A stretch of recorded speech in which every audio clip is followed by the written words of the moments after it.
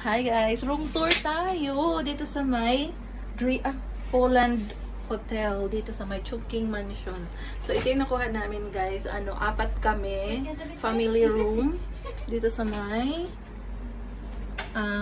anong floor nga to? 15th floor. Okay naman yung bed. Dalawang double bed magkatabi. Malaki naman siya. Ayan o. So hindi siya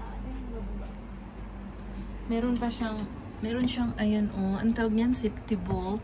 At meron siyang fridge na maliit. Look at that. Wow. Diba? Buksan mo na eh. Rep na eh. Ano na. Hindi pa nabukas. Wala pang bukas. Okay naman siya. Meron ding intercom. Meron sila, telephone ba yun? Intercom. Yan. Maliit lang siya guys. Dito mo ilagay yung mga luggage mo. Okay lang. Pero okay na yan, no? At merong electric fan. May TV.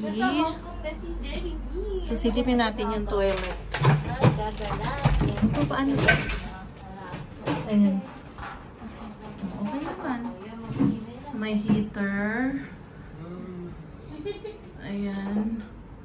Walang towel. Maghingi pala tayong towel. Walang free towel. So, sabihin natin sa... Ay, meron pala eh. Meron pala. Wala lang. Parang sabon. Sabon lang yan. Okay naman. I got this sa Agoda, guys.